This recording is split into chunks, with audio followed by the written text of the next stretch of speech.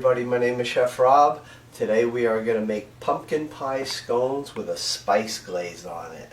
Perfect for all fall during pumpkin season and even into Thanksgiving. Thanksgiving morning to wake up to these, absolutely great. So we're going to start with the dry ingredients. We're going to get 2 cups of the all-purpose flour. Make sure that is spooned like this, nice and level. Once you make this recipe, this will be a family favorite all the time. 2 cups, the all-purpose flour. And now I need 7 tablespoons of the white sugar. If you've been watching my classes, I always say, make sure you add all the sugar that you are supposed to. So we are at 3. Make sure it's nice and level. 4, 5, 6, and 7. Now, if you don't put in the right amount of sugar, the crust will not come out the texture will be different, and you will not get the same amount of moisture in it. Okay, I'm going to take 1 tablespoon of the baking powder. You can kind of use up against the lip right here to make it nice and smooth. Add that right in here to the dry ingredients. A ½ teaspoon of the salt. Salt in the baking recipe is very important because it will bring out all those different spice flavors and the pumpkin flavor as well. If you want to change this from pumpkin to sweet potato, it will work. Okay, so not everybody's a pumpkin fan. We're going to take some of the dry spices now. A ½ teaspoon of the ground cinnamon. A ½ teaspoon of the ground nutmeg. Always keep the spices in a cool, dark place so that way they stay nice and fresh. A ¼ teaspoon of the ground cloves. Cloves are a little bit more stronger than the other spices. And a ¼ teaspoon of ground ginger. Just like that. So now you want to just take all your dry ingredients, whisk these around, or take a spoon, mix them around really good. Just make sure they're really incorporated really well. And then we're just going to set this on the side. And then we're going to get our wet ingredients and then combine them. Okay, good. So we have all of our dry ingredients in the bowl. I'm just going to take 6 tablespoons of the unsalted butter, and I am just going to dice this small. You could always take a grater and grate it in, and it will go really, really quick.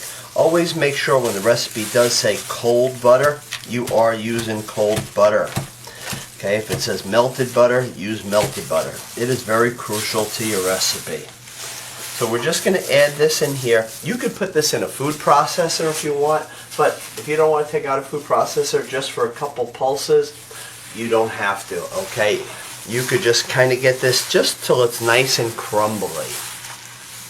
So this will take a couple minutes of doing this. When you put the scones in the oven, you're going to want to put it into a 425 preheated oven, and you want to bake them on the silicone baking mats or parchment paper. Parchment paper can take up to 450 degrees, so you are fine at 425. Just make sure that you trim the parchment paper so it's not hanging over the edges. You're going to cook it towards the lower rack of the oven.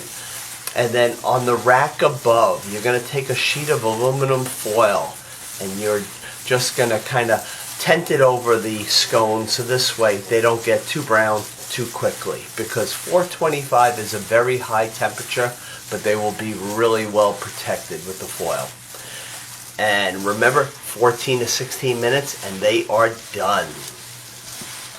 Once they do come out of the oven, we're going to let them cool, and then we are going to put our spice glaze onto them, and that will be really, really flavorful.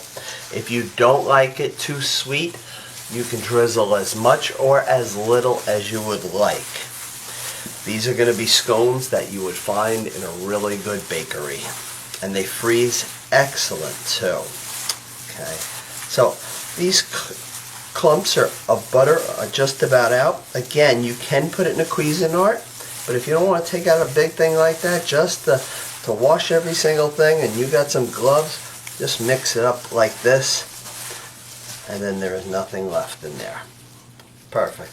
These are just little flour balls. That's it. Okay, good. We're going to mix our wet ingredients now.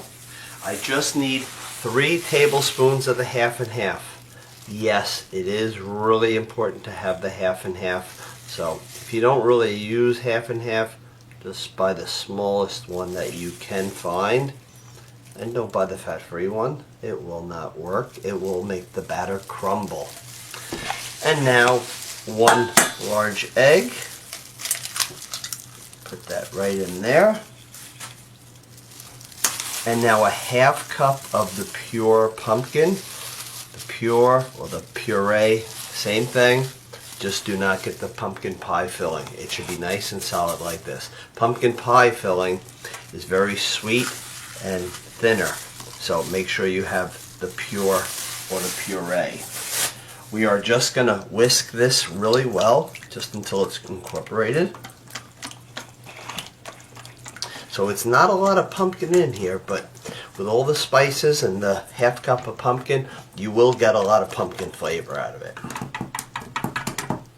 Okay, so we're just going to take this, the wet ingredients, and we're going to add it into the dry.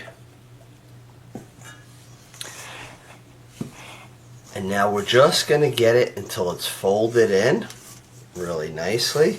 Again, if you wanted to put this into a food processor, you could do it, but just do not overmix the batter. As soon as it comes together, just stop.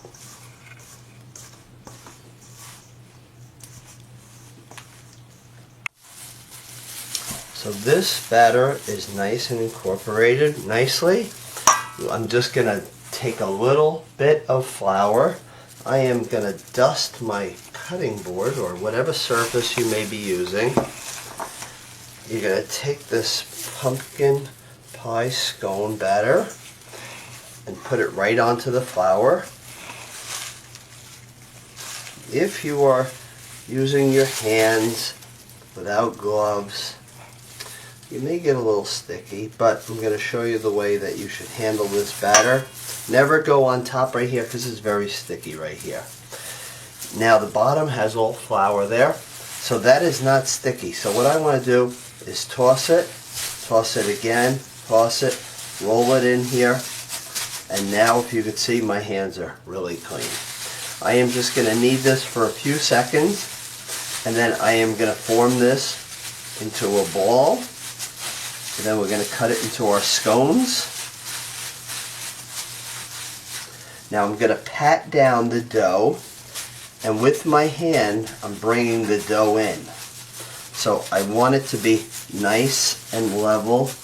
I'm going to bring this up so you can see that it is nice and even right across. It will make for good even cooking. If the dough is down like that, this is going to take longer, and this is going to be done too quick because that'll be really crusty and maybe even a little burnt. So make sure it looks like that. I am going to cut this. You're going to get 6 really nice sized scones out of it. When I'm cutting it, you're going to say, hey, they look pretty small, but when the baking powder takes over, they get pretty large. If you find that your dough is a little sticky, you could put it in the refrigerator for a half hour to an hour and then cut them. But as you can see, I'm getting a little bit on my knife, but it's fine. I always want to make sure that oven is preheated to 425. Make sure it goes on one of these silicone baking mats. They are really, really good. Or the parchment paper. Now, since I've just been cutting these, what I do want to do is bring the dough back in and make sure again that it is nice and even all around. So that way they cook the right amount of time. If you want a smaller scone, you can cut these into 8. But what I would do, because it might be a little tough getting 8 out of them, just put the dough in the refrigerator for a good hour and it will cut easier for you. So here are 6 scones that are going to go right into the oven, and 425, 14 to 16 minutes. And then while this is in the oven, we're going to make our spice glaze. Okay, while the scones are in the oven, let's make our spice glaze. I'm going to take 1 full cup of the powdered sugar. Just kind of shake that off just like that. And now I want 2 tablespoons of milk, the whole milk. If you don't have the whole milk and you have some of the half and half left over, that would work just fine. Okay, that way you don't have to buy so many different milks. 2 tablespoons of that. Let's just whisk that. And 1 cup of this sugar really goes down to almost nothing, right? But it's so sweet that you only need this much for these 6 scones. Or 8 if you're making the 8. You can see the consistency. Nice drizzle just like that. Now I want to put in a 1/4 teaspoon of the ground cinnamon, 1/8 of a teaspoon, so a little bit less, of the ground nutmeg. The ground cloves is just a pinch, so that is just like a dot, okay? And a pinch of the ground cinnamon as well. Very, very strong, so you just want a little bit. Whisk that together really good. After the scones come out of the oven and after they have cooled, we will drizzle this on. Now you could take your whisk and kind of go like this over the scones and put as much as you want, or you can kind of take a nice tablespoon and just maybe a little less messier for you. Okay, there are 2 different ways to do it. But definitely make sure that you wait until the scones have cooled. Look at the size of these scones. They got really big, so you can cut them. You can even just cut them right in half. One of these for breakfast, more than enough. Okay, so again, if you like them sweet, take a little bit of this glaze and just lightly drizzle it on here. Okay, just go back and forth nice and lightly. Don't put too much on or it will be way too sweet. But everybody has a different preference on this. And just do it nice and thinly. If you can put this in a squeeze bottle, that works as well. Everybody, I'm going to leave some with the glaze on it, some plain. Okay, so I hope you enjoy these and serve these at Thanksgiving.